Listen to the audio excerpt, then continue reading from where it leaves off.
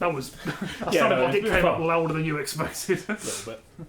And it's recorded. Oh, is it? Oh, God. Never trust a man with a microphone. No, never. No, not at all. Yeah.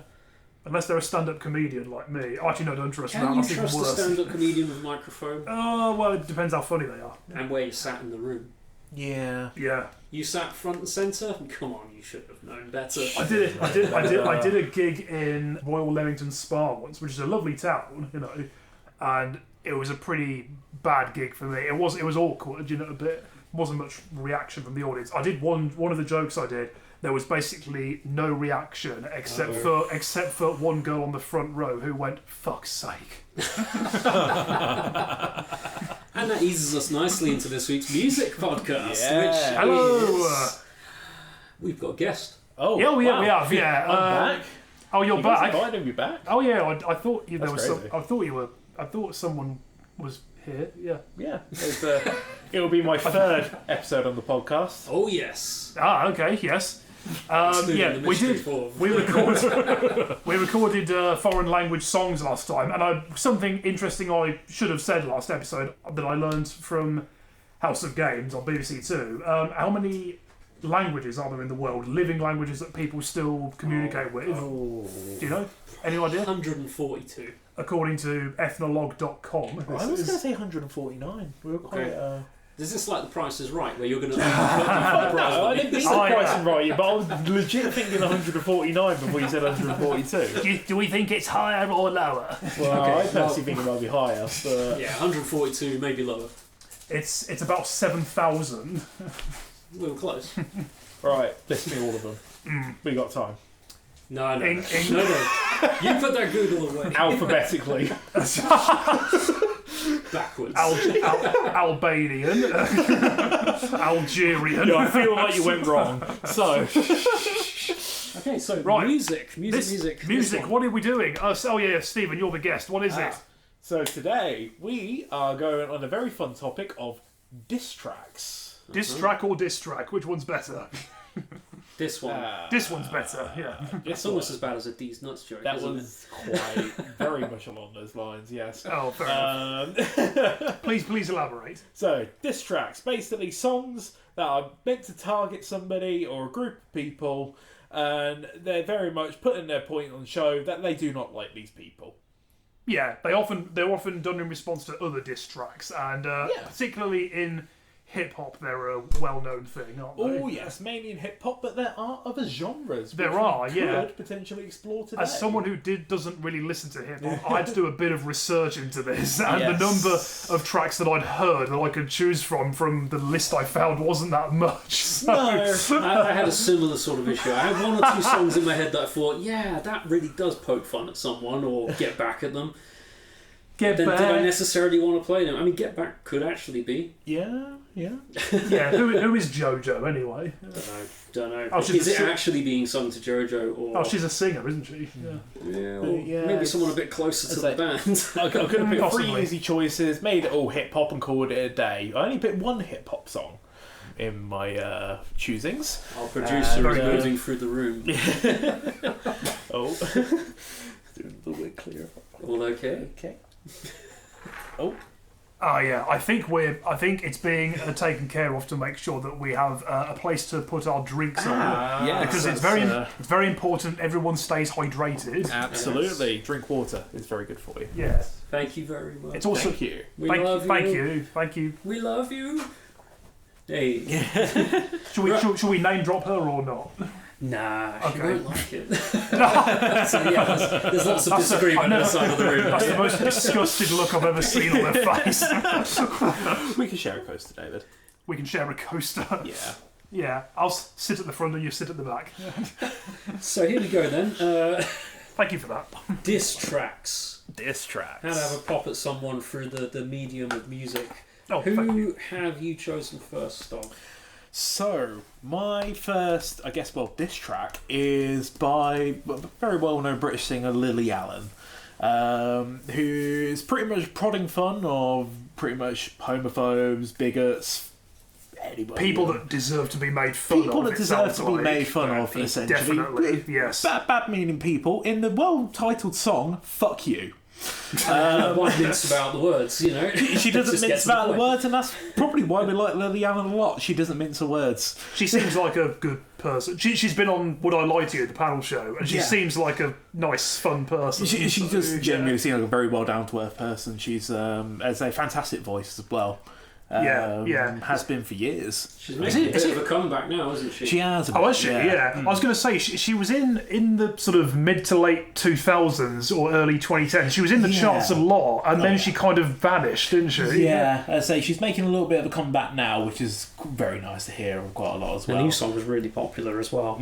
Okay, great. So yeah, let's go back to her original kind of stint in the charts with Fuck You. Yeah, let's start hating people. Alright, I was just going to press play, alright. Not to you, Chris, not to you. Well, that's almost like a kind of nod to a Burt Bacharach song, that piano. Yes. Oh, I love the bounce on that, that's great. This is going to sound a bit weird, but I feel like it's a very noughties bounce that this song has. Yes. If you see what I mean. It's a very, very poppy bounce. Yeah. It sounds like it's from the decade, definitely. Oh, 100%.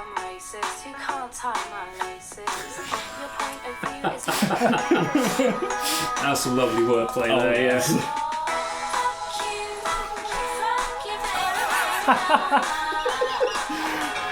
It's so wonderfully British. Oh, this is great. Yeah. I remember my sister was really quite into Lily Allen when she was first putting songs out. Yes. So I heard this a lot. Oh yeah, I can imagine. I only recently came to it. My friend Joe plays it in his car all the time. It picks me up. I don't know why it always plays when I'm in the car. However, Are you sure he's your friend, Stephen? mayhaps. Oh, thank you, Thank you very producer. much. Thank you, friend of the show. We've got biscuits of some sort now. Morning coffee. Morning coffee. Doesn't matter that it's 8 in the evening. Morning coffee is always a win. Yeah, to be fair. Yeah. It's pitch black outside now. I reckon Lily would approve as well. Oh, 100%. Yeah, the song of hers I really like was Alfie, Yeah. That's which I think is almost a diss track in itself. She's taking the mick out of her brother. Yeah, it is about her brother. Yeah. That's what I kept reading up on, because I was trying to read up the meaning of this song, which, looking at the lyrics, is very obvious, I know, but I kept reading that it was about her brother, and I'm thinking, really? No, I think that's Alfie. That must be Alfie. Yeah. I don't know many of her songs, shamefully, but I think if I had to pick a favourite, it might be The Fear, possibly. Yeah, that's a very good song. That's a good one. Because actually, that was from like the 2010s, but that was almost like a comeback song in a way, because she'd been out of the charts for a couple of years, kind of, and then she came back with this thing that was like enormous, you know. This is a nice song. This is great. It's a lovely song to listen to, because she's talking good stuff. Well, she's singing good stuff anyway. But it's got that very nice little jolly tune to carry on with. It bounces very nicely. Yeah. When you've got all that stuff, you can have a song with lots of obscenities. Oh yeah. Like, it doesn't feel like I'm listening to anything explicit right now. The stack of biscuits is getting taller. You say it's getting taller. Thank you. You say it's getting taller. It's just another stack placed next to the original. I'll take it. I feel like I can listen to this in like a workplace, Yeah. and it wouldn't be frowned upon. No. Yeah. Oh, that's pretty amazing. That's quite a feat that you've got. That is a great song. That is nice. Pop-friendly but really offensive lyric. It's like it's friendly and it's foul. Sort of. Absolutely. But it's definitely targeting the right people. Yes, absolutely. Yeah. I mean, you can say that without being political. Yeah, because bigotry is not okay and no one should tolerate This it. show could have taken a few directions where we just have songs attacking a person Oh yeah. or an idea. So yeah, that was quite a nice big one, very broad. What we about to say stuff? I don't know. I put you on the spot. Sorry. I think I've just said big up Lily Allen. Yeah. Yeah, I must admit, I've not been her biggest fan over the years, but I enjoyed that. Yeah, that was nice. That's really, really nice stuff, yeah. It's my song next, isn't it? It is, yes. Well, apparently this is a diss track. We are going to the wonderful band that is Foo Fighters next. Hey, Lovely. And Mon the Biff. we Fight played... the foos. we played...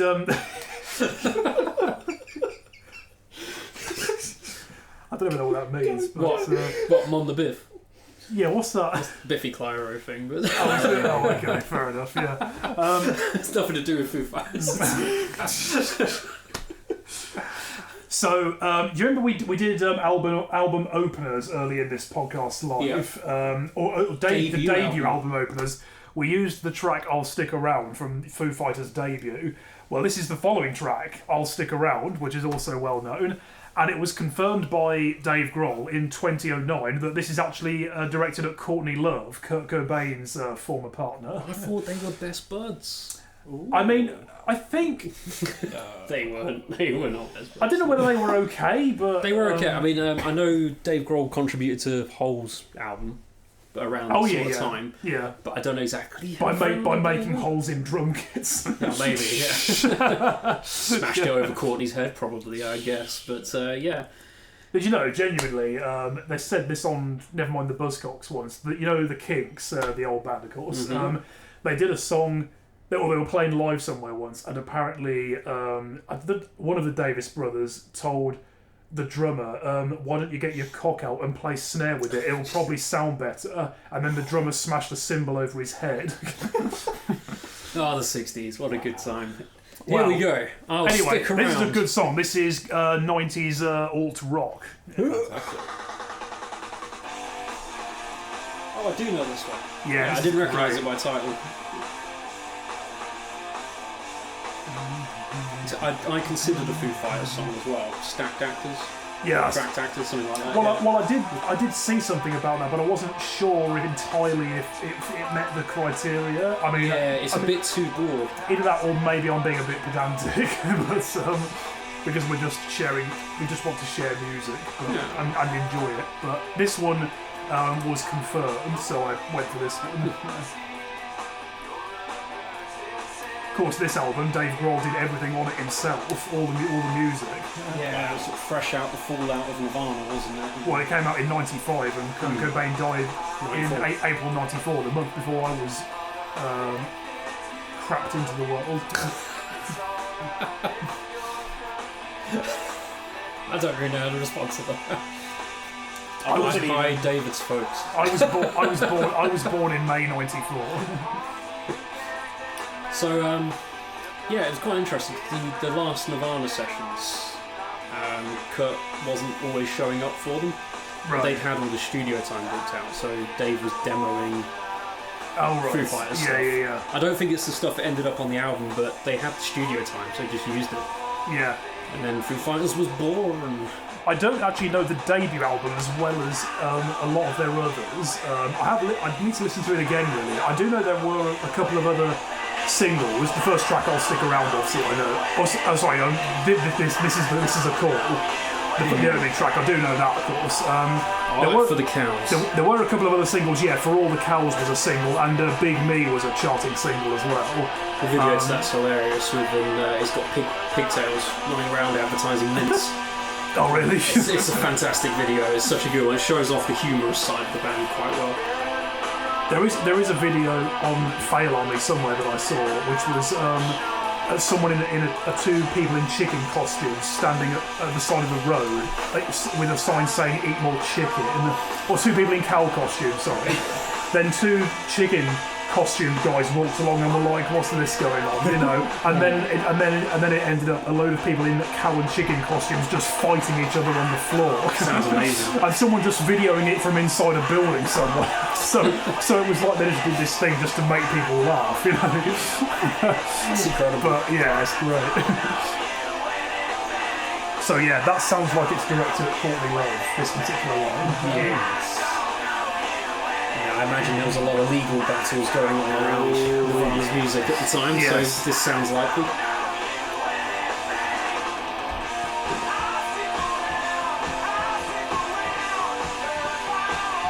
The sound and the production of this album is quite, dirtier and rawer than their later, more polished albums, if you like. I mean, I don't have an issue at all with how polished an album is, really, but you can definitely tell the difference in a way. Yeah, like that.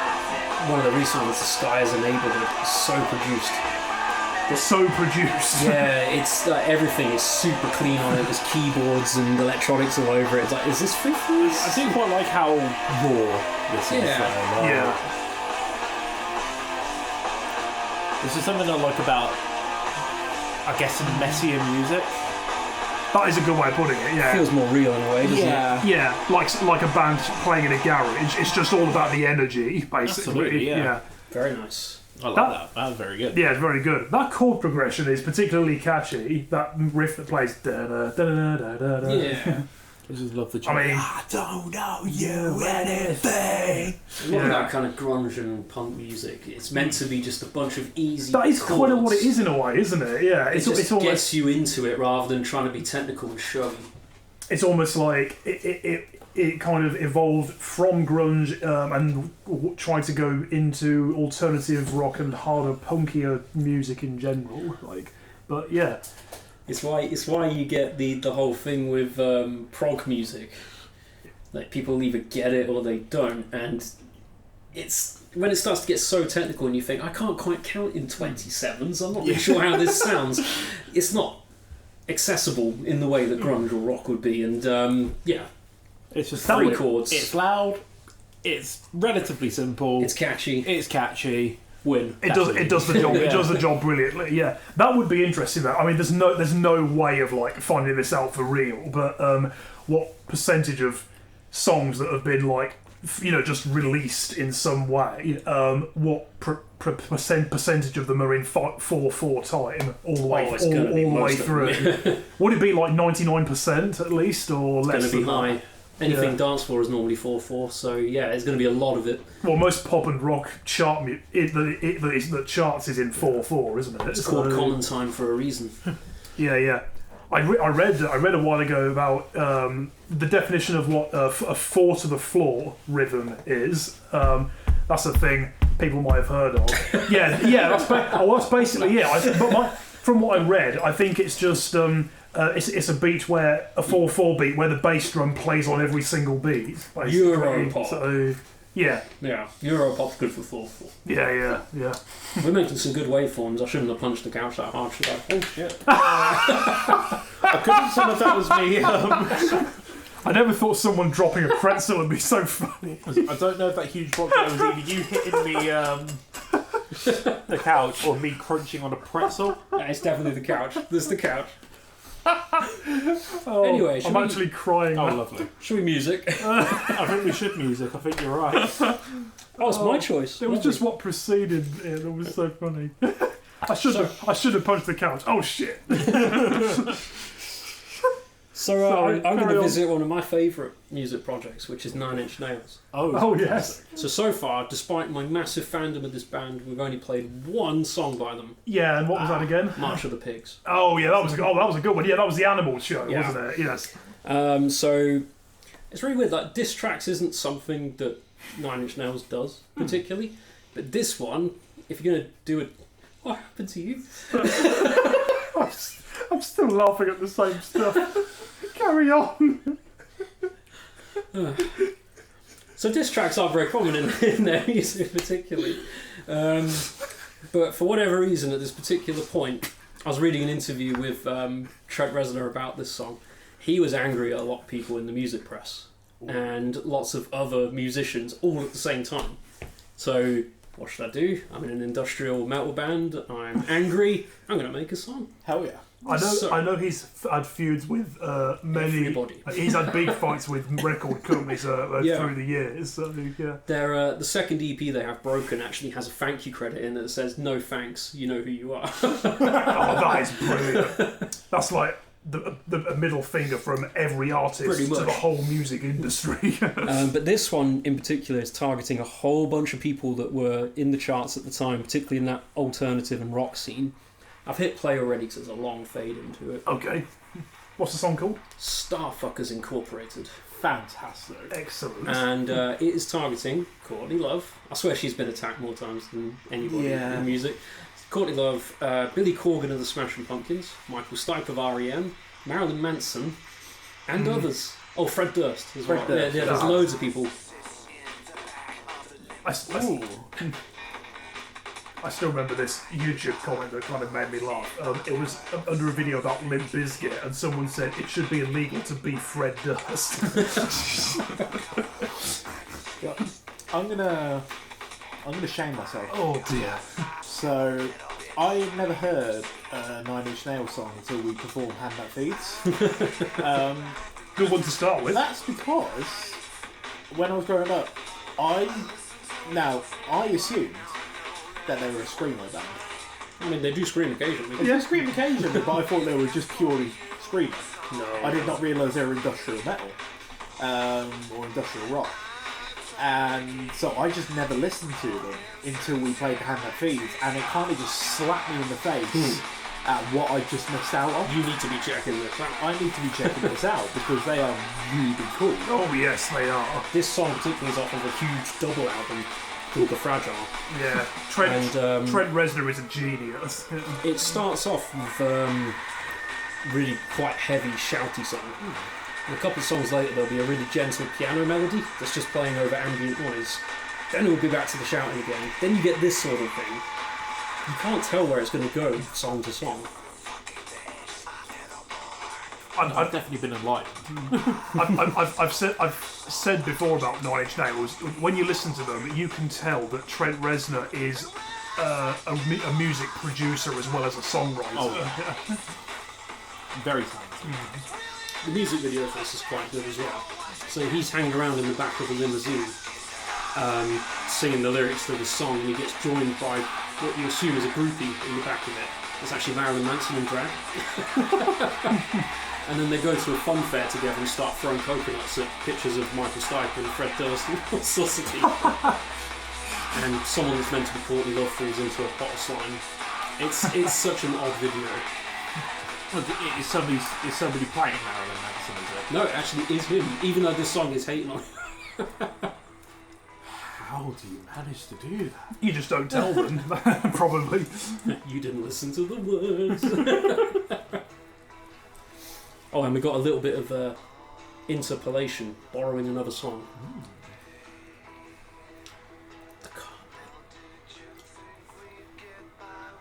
Yeah, there are a lot of calm moments in Nine Inch Nails songs, so yeah. Oh, so vain.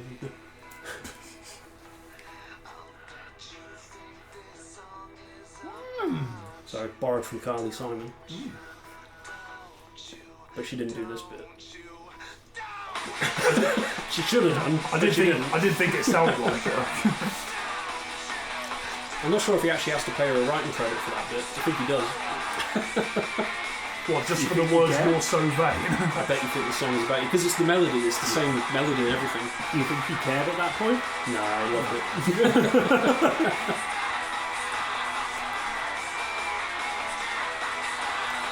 The thing I'm always asking myself when I listen to this is, how do you make your guitar sound like that? It sounds so broken. It's like you've turned everything past 11. Yeah. Yeah. Yeah, sounds good though. Sadly not a song they play anymore on the tours, really. They've sort of dropped it. I think it's calmed down. I wonder what fucking a star would be like. That was an actual star, really burning. You'd almost certainly die. Yeah. Yeah. Oh, if you fuck a star, like a big star.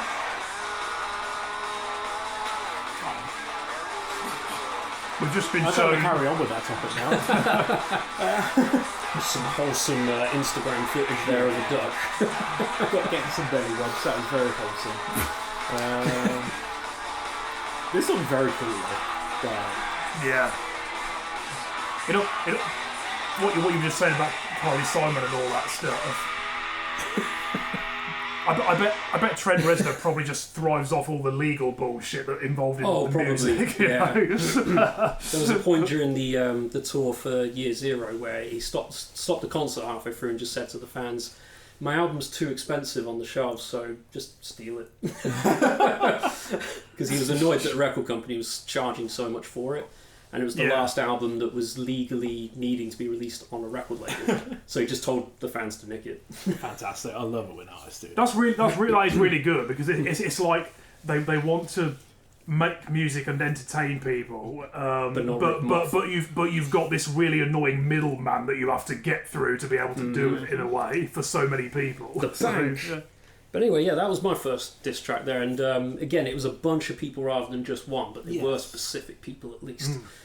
Same can't really be said for my next pick. That's good. Okay, so what's that? So, my next pick is from a band that is now known as Soft Play, and that's going to become the talking point of what this song is about. So, the song itself is called Punk's Dead, and it's essentially, it's a song to the fans that are complaining over their name change. So, Soft Play were formerly a band known as Slaves. Yeah, they're a duo, aren't they? They're a duo. Yeah. But they're now known as Soft Play. Some people didn't quite like the name change. So this is kind of what they had to say. I'd love it if what they did, the way they got around it, was by calling themselves Slaveses. Just stick ES after the original name. So this is kind of written as a point of one of those fans. Okay. So it's from the point of a fan, but they're kind of just taking the piss out of them. You'll get it as soon as you hear it. So. Here we go then, let's hit I it. like the idea of it. Whoops, here we go. It has a slow intro.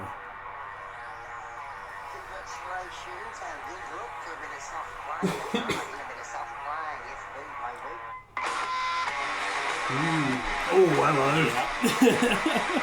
Probably my heaviest song that I've picked. That's how you start the song. Oh, This sounds like another duo, Royal Blood, a bit. ooh, yeah.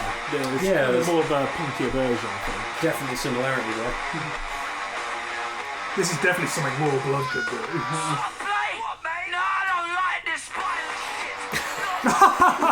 Okay, if Working Blood was from a housing estate, Royal Blood, sorry.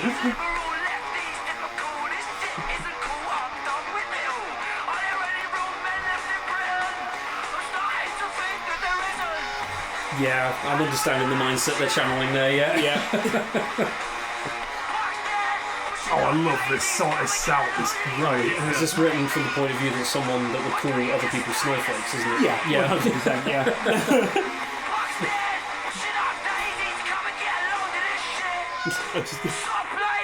Should have done your research. I want my money back, boys, for the t-shirts.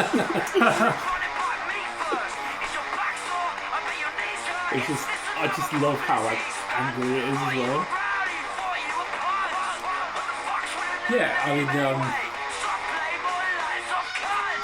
this is amazing that they've managed to criticise themselves from a mindset they clearly don't share. Oh, yeah. I just love how tongue-in-cheek it is. Yeah. We're not going to win them over, so let's just slate them. Yeah. One of my favourite bits is coming up because they do a little tone shift.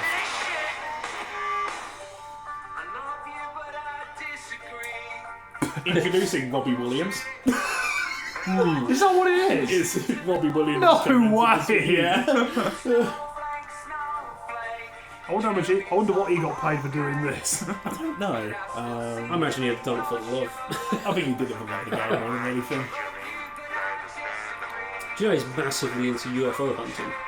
That's very interesting. What, Robbie Williams? Yeah. Oh, really? Oh, wow. Yeah, one of John Watson's journalists. That's weird, I wasn't expecting that.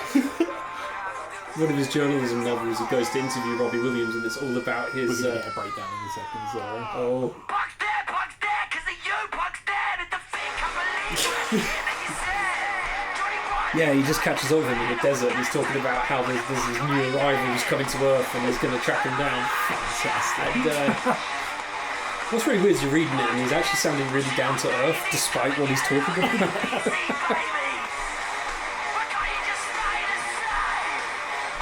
Headbanging in the studio. Oh, I bet that. Well, that blended into the next song. Ignore that bit. You didn't hear that. You didn't hear anything. No, that wasn't meant to be heard. Yeah. So yeah, that was That was awesome. that was yeah. Punk Step by Softplay. I need to give Softplay a bit more of a listen. Yeah. It sounds like their instruments are dead after that song as well. Oh yeah. Definitely gave him a good thrashing, yeah. Oh yes. I did look up because I've got I think 3 or 4 albums from when they were called Slaves. Yes. And yeah, I see on iTunes recently, they are all those albums are on there, but they're called Soft Play now. Yes. Oh, they actually retrospectively changed it. Yeah. They did, yeah. But I feel like in my iTunes library, when stuff like this happens, I feel like just keeping the names as they were at time of release, sort of thing. So I get that one. I get that one. you know, but yeah, great sound anyway. That was yeah. awesome. It's yeah. just like the anger was there. The sound is there. The Yeah, sound is yeah. there. The attitude's there. the Yeah, attitude's that's there. punk in a nutshell. It's yeah. essentially, I just don't give a damn. yeah, basically. Yeah. Right, we have David's choice. Yes. Well, punk certainly isn't dead because we're having more of it now. We have gone back in time, though. We have absolutely. Yes. This is Dead Kennedys. And this is the oldest track on the show. Oh, is it? I think, yeah. 1979. This is Definitely the oldest track on the show. California Uber Alice, the song is called. It's actually their debut single, it turns out. So it was re-recorded for their first album, but I prefer this version personally. It's a little bit slower, and I just prefer the sound of it personally. This is the version that's in Rock Band DLC as well. Okay. But yeah, Dead Kennedys, very influential in hardcore punk, one of the biggest names in that, so very influential on the genre in general, and very, very political as well. Very, very politically charged band as well. I only know Holiday in Cambodia, Yes, yeah, which that's is a political song. yeah, that's This will be my introduction to them. yes, yeah. Well, you're in for a treat. Very, very good stuff. Jello Biafra is the front man, and yeah, it's a satirical attack on a guy called Jerry Brown, who was governor of California from 75 to 83. Oh, and Before Arnie. and apparently in 2011 to 2019, apparently. But it's sung from his perspective about. I'm just reading the Wikipedia article. An imaginary version of Brown outlines a hippie fascist vision of America. It says. I'm liking the sound of it. Let's Yeah. have it. Yeah, let's go. Yeah, It starts with drums. yeah. There's more about the song's meaning, but yeah, I won't read the whole thing. Oh, okay. Nice. This would be good to play actually at band practice. I love this. I don't know how they did it, but I love the sound of this guitar as well. Palm mutant distortion by the sounds of it. I was going to say it sounds kind of distorted, but it has a kind of cleanish sound to it as well.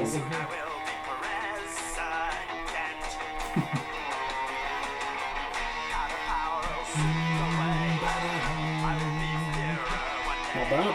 Very nice. I feel like it's building up to something as well. Still building. Oh yeah. Oh, yeah, I have heard this song before. I didn't know this was Dead Kennedys. It is, yes.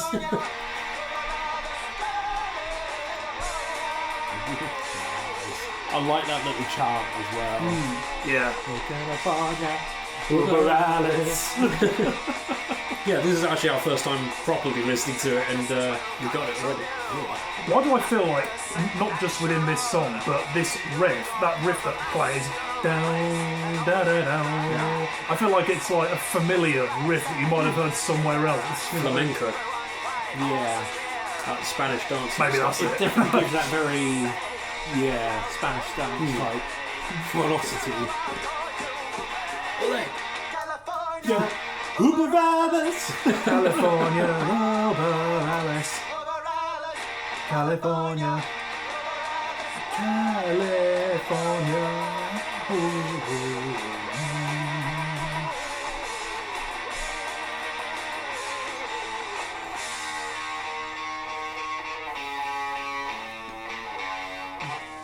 Ooh.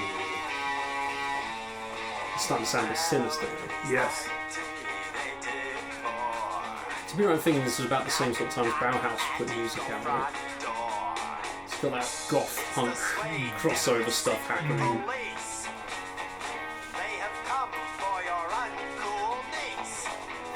Come quietly. Has this song suddenly become more relevant? I know we're not meant to be political, but I mean, yeah, we're in a very sad way. Yeah. Do sadly feel quite. yes, that lyric that just went by there is like, I've been seeing this stuff on TikTok. You mentioned, you said kind of goth punk in a way. I mean, yeah, it's obviously the subject matter is quite dark and depressing, and I love the dark, doomy sound the music has with it as well.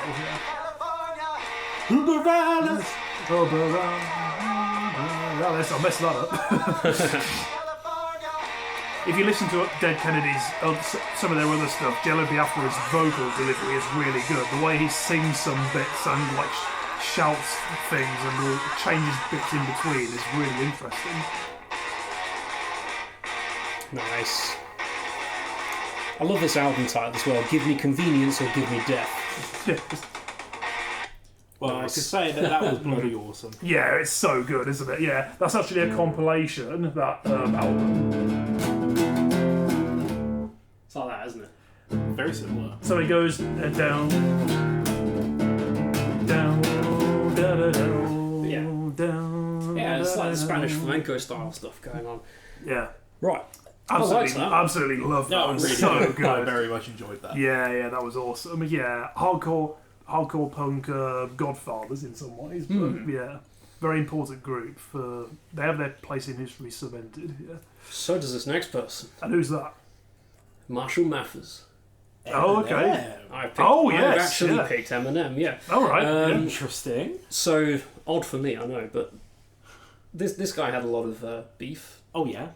with lots of people. Probably still does. Most likely.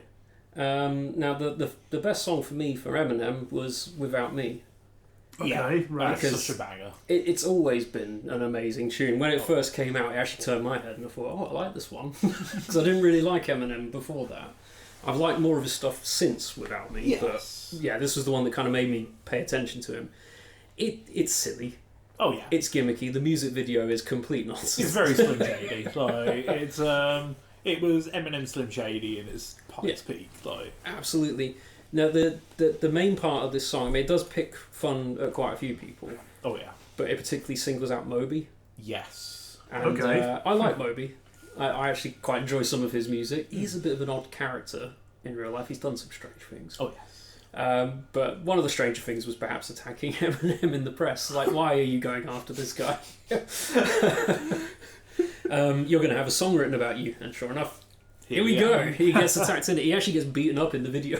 He's like meditating in a Zen palace. He is. And it's Eminem dressed up as Moby with a bald cap on and everything. Wow. And he just comes in, picks him up, and body slams him into the floor. It's so silly, but I love it. But yeah, aside from Moby, the general music industry and the press come under attack because they're saying, "Oh, you've stolen black music." I was like, "So did Elvis." And there's a verse about that, and Elvis on the toilet in the video, and it's great. Anyway, I'm going to let Eminem do the speaking. Absolutely. Here we go. I've probably heard this song before once I listen. You must. You've definitely heard it. Oh yes, I have heard this because I recently discovered that bit with those lyrics is actually from an older song at the very beginning. Undoubtedly. About picking up a lot of samples. It's all about borrowing, right? Oh yeah. My favourite bit of the music video, though, is where they've got a Mickey Take a Friends going on in it. There's a group of them sharing a flat just doing 30-something things like Friends was famous for. And he's just there as like the comic relief. Yes. And just ends up kicking a chess set completely off the table of the song.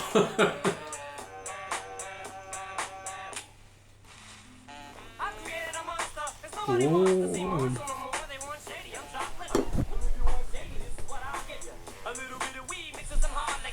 Yeah, no, it's God. I grew up a lot with this song. Like, I've always loved it. Like growing up, like I had to listen to it like during maybe like my later school years, I want to say. Everybody was an Eminem fan. Yeah. When I was at school. At some point, everybody loved a bit of Eminem. Like, I mean, there's one or two songs that I genuinely like. I do like the song "Not Afraid." That's a good one. that's a good one. Yeah. Yeah. Again, you know, there's little bits that I sort of like, you know. When I was watching an episode of Popmaster TV with Ken Bruce once, I discovered a song of his that they used in, you know, as a question called Houdini, and they played a bit of it, and that uses a bit of Abracadabra by Steve Miliband in it. So yeah. I think it is the most amazing thing about rap and hip hop is the sampling. I love it. I used to have Public Enemy's album. Oh yes, yeah. And if you open up the CD sleeve for that one and you look at the credits on the songs, the names just keep coming because they've had to pay all these people that they've got samples from. And just the actual sample lists, if you watch YouTube videos of people showing you where they came from. Yeah. Who thought to put this one snare beat from this song and the kick beat from another song and then a whistling kettle from another who decided all this? One of the things that I've loved about rap is not, as I say, the actual producers themselves. Sometimes over the rappers themselves. Yeah. Like some rappers, their own right, fantastic. But sometimes it's the producers that just make it just that extra notch and make it so much more memorable. Like, I know a lot of like rap nowadays, you've got producer tags. Yes. And I listen to some producer tags and I'm thinking, okay, this is going to be a fine song. Then I get that one producer tag where I'm sitting there like, okay, this is going to be a banger. Yeah. Like, Yeah, I saw Scott, who you may remember from a previous show, folks, showed me this video. I'm sure you know, Stephen, of the song "One More Time" by Daft Punk, and how the kind of riff in that was created using like shot samples and you know, they were modified and all that. Right. And that was genuinely interesting because I've never looked into sampling like very much, you know. But the way that's done is like really creative in a way. So like it's literally just like bits that are like a second or half a second long, and it's just, you know, the kind of knowledge or thought process to think, okay, I like that bit, let's see what we can do with this. You know, an absolute masterclass of sampling is the Avalanche's album Since I Left You. Oh right, yeah, I've heard of it. Yeah, there's thousands of samples on it. Nothing is original. It's all borrowed from something, and it is just an incredible journey. it's like Fatboy Slim as well. Yeah, Fantastic sample usage. That does actually lead us to the end of the song. it does. But yeah, it's alright. sampling is an art. Yeah, if I can tolerate it, you know. You could tolerate what? Yeah, I mean, I'm not a big Eminem fan, but there are a few songs that stick out for me. That is one of them. Yes. I don't know if it's more the video than the song. The video has a good charm to it. Like, it is charming in its own damn right. Like, it's just like, it's like him and Dr. Dre and like, it's a super like Batman and Robin type, isn't it? Yes. With some gratuitous crotch shots. Very gratuitous crotch shots of him. I'm at risk of going off tangent to where we shouldn't now, but you Off were of talking. gratuitous crotch shots. I'm worried. Yeah, because that's much safer territory. That is. But you were talking about Eminem and someone having beef, saying you've stolen our music, or you know, like black music, that sort of thing. You know, it's like another thing that I absolutely hate is the term blue-eyed soul. I don't know if you've heard of that term at all. So people like Simply Red are often referred to as blue-eyed soul, and in a nutshell, it's soul music performed by white artists. Oh, okay. And from what I remember on Wikipedia, the idea was that decades ago, in America especially, when like segregation was still, you know, a thing and all that stuff, and there was still bad like social issues, you know, with that kind of stuff. Like soul music and the blues, you know, they were basically kind of the genres that black artists basically had, you know, that weren't dominated by like white artists, you know. So then you have Elvis doing Hound Dog. Yeah. And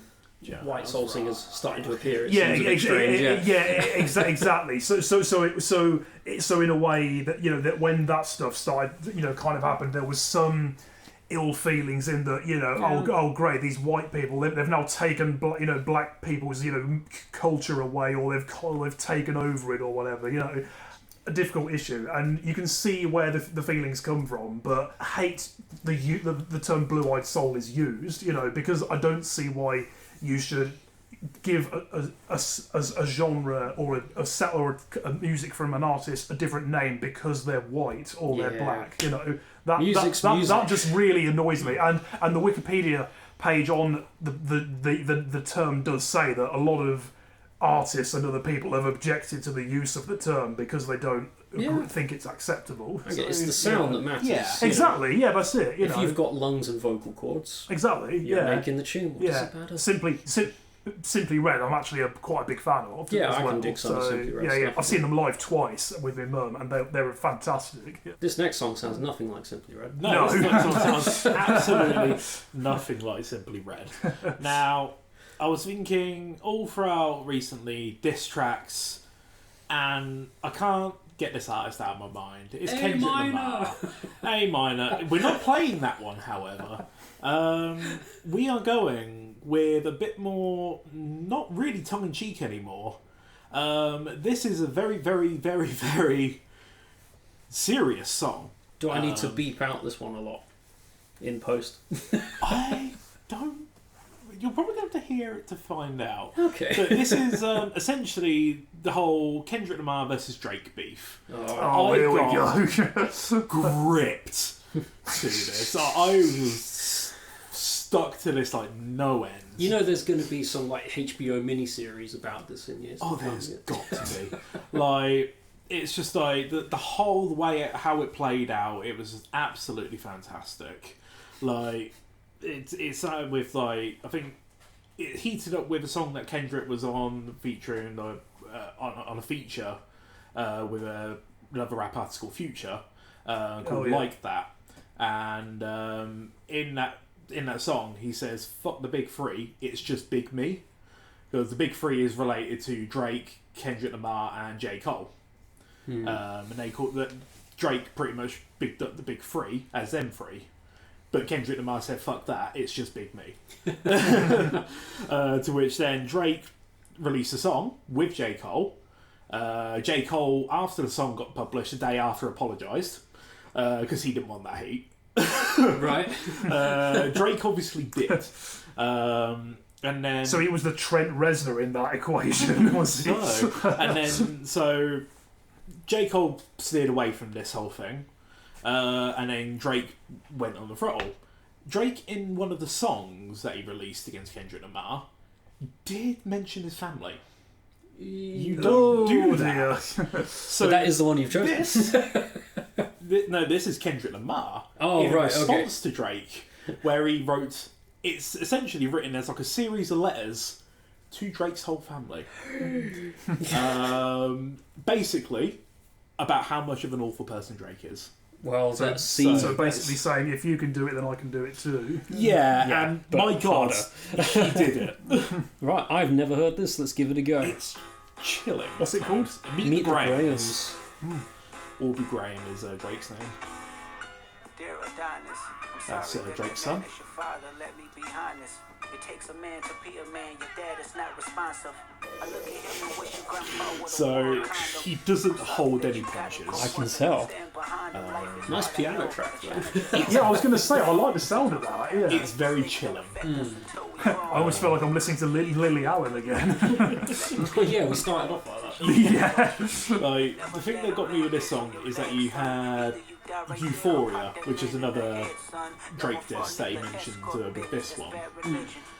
And that it had punches, but it was still quite tongue-in-cheek compared to this one. I found the pretzel. Wow. Sorry, yeah, Drake. So, yeah, no, it's just like, this is just written as a series of letters. Adonis is Drake's son. Now, there's a lot of rumours going around that Drake isn't a very good father, and he's basically just reaching out, just like, be a better person than your father. It's not that hard to do. Yeah, look after your child, kind of thing. Yeah. I've not followed this stuff closely whatsoever, but I've heard there's been accusations against Drake of him Being a pedophile? that stuff. Yeah, I don't know how much truth there is in that because I've not looked into it. But So yeah, it's I don't know how true it is either. There's obviously a lot of stories going around about it. Whether it's true or whether it's not, we don't know. But then again, Drake's camp hasn't exactly said no to any of these claims. The thing that I've understood with this one is that eventually Kendrick does write a letter to Drake's supposed daughter, a second child, in the mix. Drake's camp responded to that one saying, "Ha, we tricked you. That was something that we made up, and you just took along with it." But why are they making up fake children? But why make that one up and why respond to that one and not the paedophile claims? Well, yes. I wish Jerry Springer was still there. Oh yeah, he'd love this. Well, he would have been all over this. Bring them both into the studio. Right, you're that side, you're that side. Yeah. Let me just grab my popcorn. Right, go.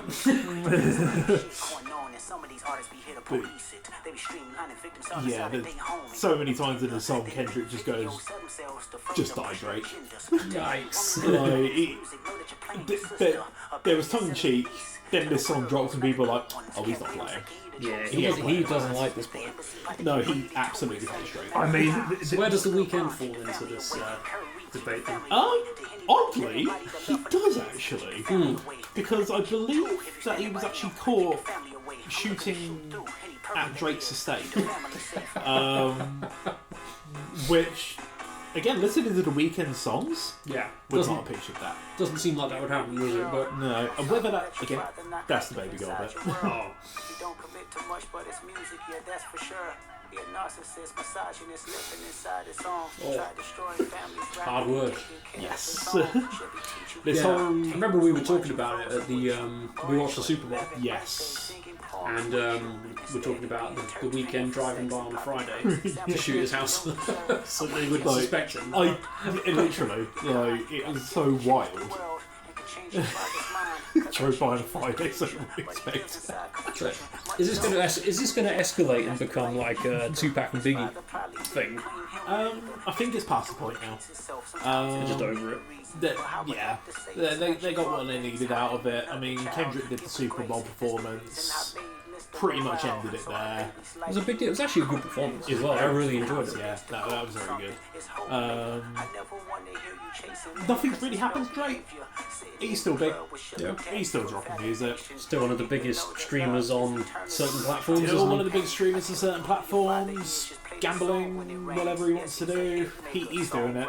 It's And the fucking dead beat that should never say more life. Meet the grams.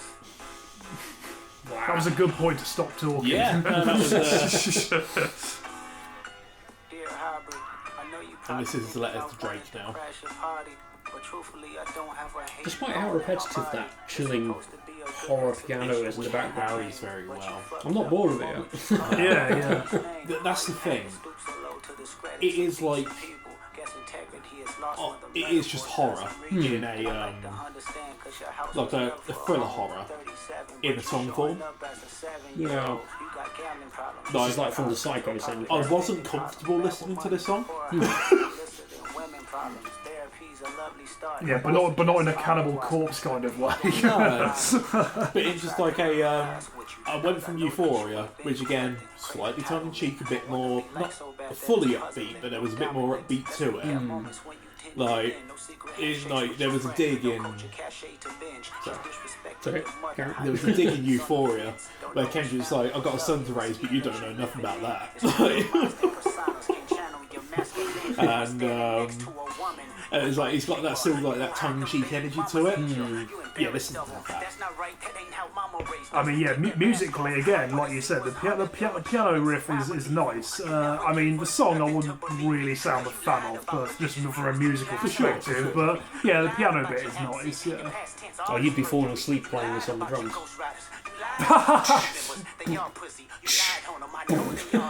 I could literally be falling asleep and still play it correctly. But I don't know. There is a certain catchiness to it.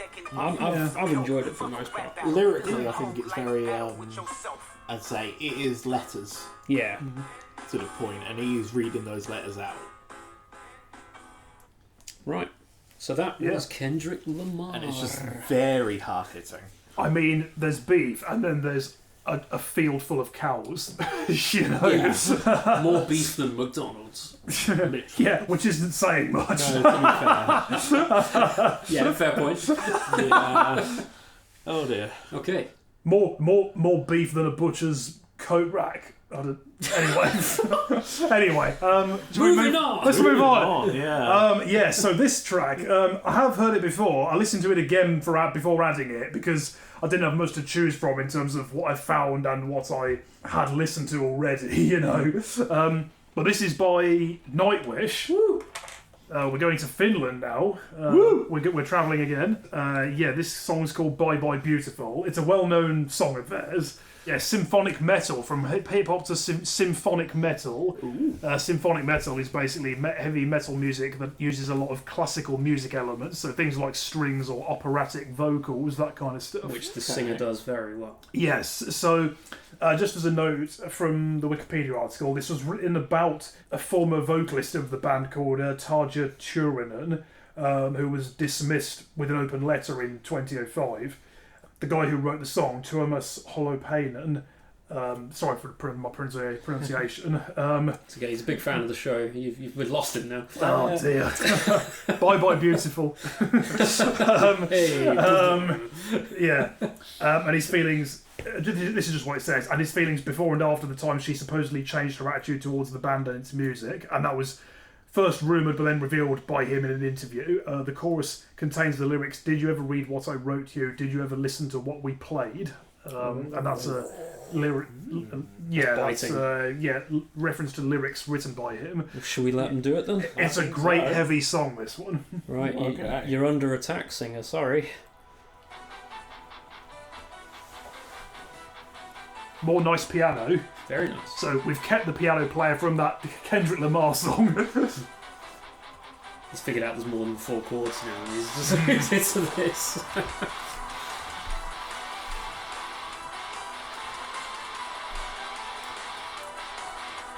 It's funny that we've gone tonight. I wish we had Evanescence on the show recently, didn't we? Ooh.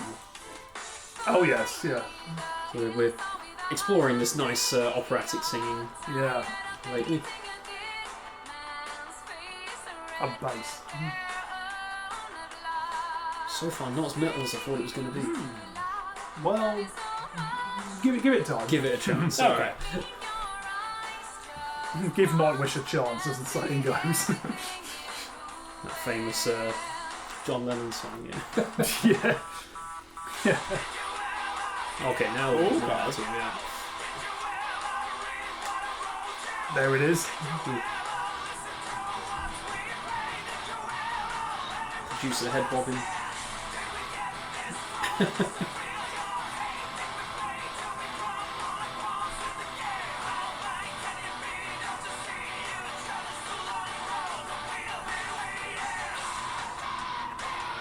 Okay. Wow. That's aggression. I like it. The pacing and the gallop of those lyrics in the chorus was pretty awesome. Yeah, yeah. It almost sounds like it's kind of like a civilized, attack on someone, like civilized criticism of someone. But but then when they say the title, they're actually saying, yeah, okay, just fuck off. Yeah, go away. Yeah. This is actually, it's also one of the only songs on this playlist that hasn't had the explicit lyric warning on it. Oh, really? Yeah. It's interesting. That's why I had to say what I just said. So you had to add the explicit. Yeah, you had to make it explicit. explicit.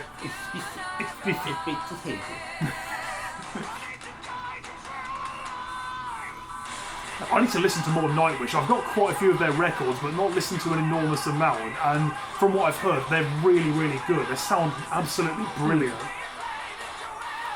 Yeah, we were talking about prog earlier, weren't we, with the Foo Fighters?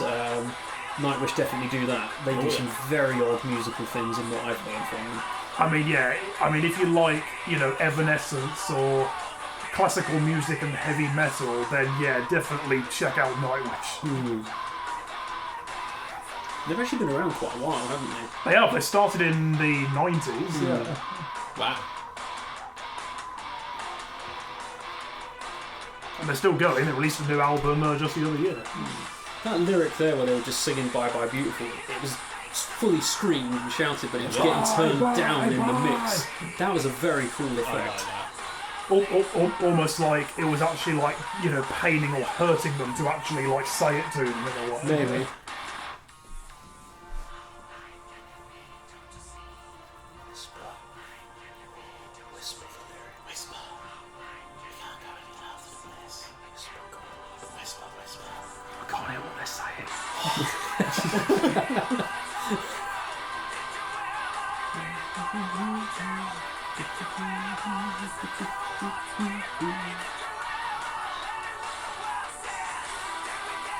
It's really cool. I like it. Yeah, it's good, yeah. If I remember correctly, that album with that cover is called Dark Passion Play. I mean, it's got a very classic rock album cover.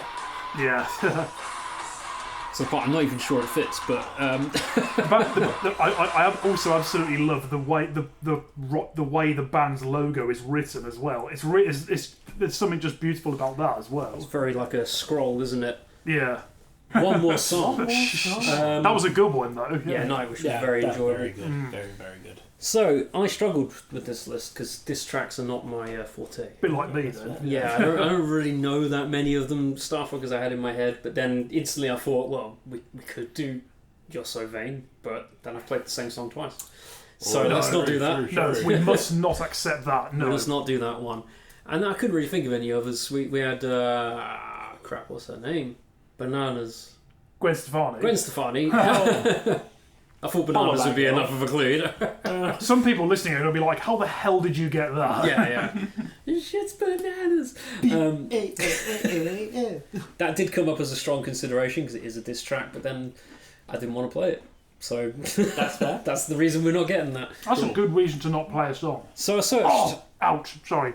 Bit my cheek. Ouch. You had to write a diss track to your teeth. Honestly, Anyway, I can't believe the number of times I've done it. Honestly, it's so annoying. The song I have picked was the result of a Google search for diss tracks. And this one's a bit of an odd one, actually, because they're attacking Donald Trump. Oh!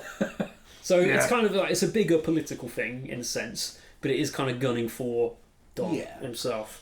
So this is The Offspring, band who I have liked for many years, but I must admit I've lost touch with them in recent years. I haven't heard their last couple of albums.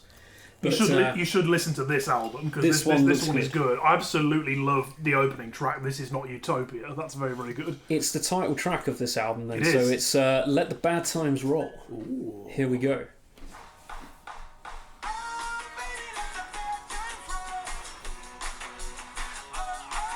The Offspring do write a good chorus. Very catchy.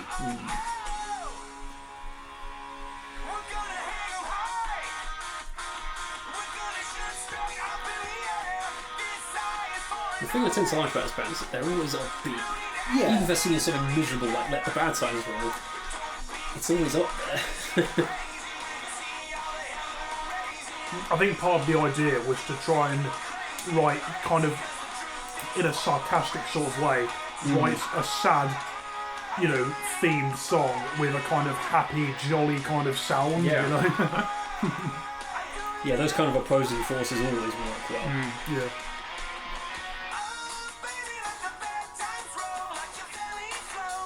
Jack, the first CD single I ever bought was The Offspring. Oh, really? What album? Well, it's the single for Million Miles Away. Alright. Which, not one of their bigger hits, but I helped it chart. I bought a copy. Fantastic. Thank you, Offspring. Shout out Offspring. Woo! Yeah, they're awesome. Yeah. Subscribe. Check them out anyway. There's a great line in that chorus, I don't know if you heard it, when after they let the bad times roll bit, it says, hey Lincoln, how does your grave roll? Which is really, really well done. Don't they call out a couple of American presidents in the lyrics? Possibly, I don't know. Comparing the new guy to the history. First ever Offspring song I listened to was You're Gonna Go Far Good. That's a good Good goal. tune, yeah. Yeah, I could, Fly for a white guy. yeah. Oh, wait, hold up. Yeah, maybe. Some load of great songs from them. Hit That is very good. What else? Want You Bad is very good. Self-Esteem, Come Out and Play. Yeah, Hammerhead, that's a brilliant one. You gotta keep Oh, separated. Gone Away, that's good. All I Want, yeah, Yeah, brilliant might have been stuff. pretty far for a while ago. Actually, I completely forgot that the Offspring did that. There was a really odd video I saw not long ago of that. What was the one that said Gone Away? Gone Away? Yeah. For some reason, it's just a guy walking through like a tube station with an acoustic guitar, just singing the verse bit of it. And he kicks open the bathroom door, and there's somebody in the bathroom store also playing guitar, playing the same song. And somebody else pops their head over the store, and they all start singing the harmonies of the verse together. I thought, I don't know who these guys are, but that was genius. It is a very catchy chorus. Oh Yeah. I think that line is so clever though, with the subject matter. These also did a new album just the other year as well. I don't have that one yet, but yeah. In their earliest days, their first two albums were a lot more hardcore punk than their later stuff. And then they became fun. They became more pop punk, yes. Well, there we had 9 diss tracks. They've dissed groups, they've dissed individuals. They've dissed society. Diss their own fans. Yeah, that, in some cases, yeah. They've dissed absolutely everyone possible. So we've kind of come full circle now, haven't we? Enough beef to upset the vegans. Hey. I mean, that wouldn't be much in a way, would it? Just one piece would have been enough. Yeah. Yes. But that is where we neatly wrap up this episode. So thank you for tuning in. Thanks for Stephen. For Stephen, that doesn't make sense. To Stephen. Stop! For coming in again. Thank you. Stop! It's been fun. I've Yeah, had the time. Hey. That's it. Yeah, we're off to you. Right. Laters, everybody. See yous. Bye.